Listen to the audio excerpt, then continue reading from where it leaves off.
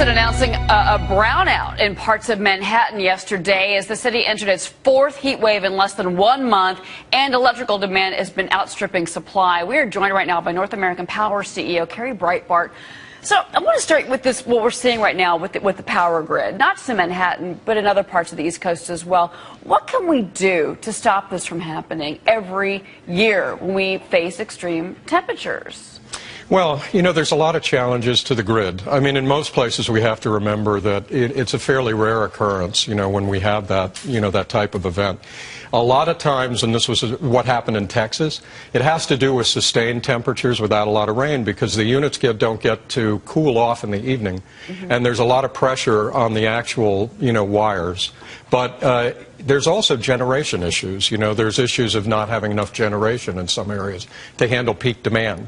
But not in most areas. In most areas, this is, you know, this is an uncommon occurrence. Unfortunately, though, in populous areas, I mean, this is New York City, where we've had, you know, blackouts in the past in our city's history. Let me ask you about this as well. We're seeing a real, you know, dynamic shift between natural gas and coal. For the first time in April, we found out, thanks to the EIA, that natural gas plants are extolling the same amount of electricity as coal-powered plants. First time in our nation's history. What do you make of that and the shift that we're seeing? Well, I think it has everything to do with the more efficient ways of getting natural gas out of the ground.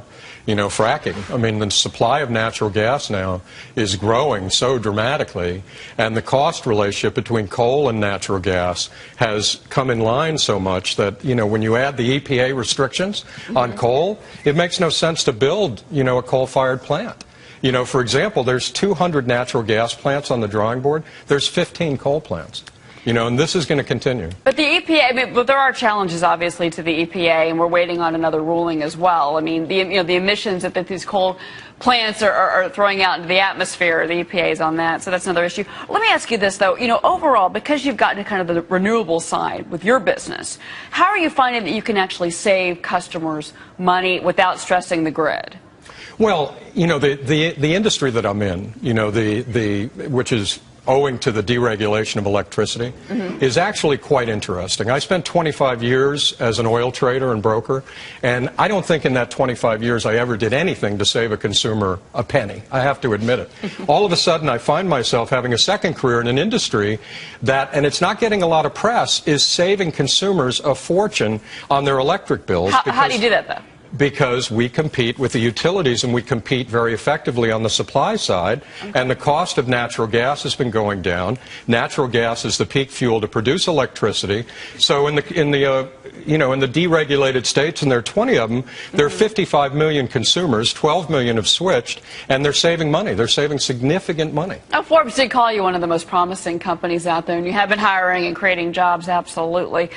Where do you think we're going to be in 20 years? Do you think it's going to be nuclear? Think it's going to be nat gas? I mean, kind of give you a crystal ball approach. Oh, I don't know how good my crystal ball is, but nuclear, boy, it's hard to think it will be nuclear, isn't it? You know, I mean, it takes 20 years to even get permits for a plant. You know, I think that we're going to see tremendous changes in technology, you know, more efficient production of electricity. I don't think this natural gas phenomenon, you know, the abundance of natural gas, the easier way, the greater ability to get out of the ground, none of that's going anywhere anytime soon. Kerry Breitbart, the CEO of North American Power. Interesting take from you. Thanks for coming on. You're welcome, Cheryl. Thanks.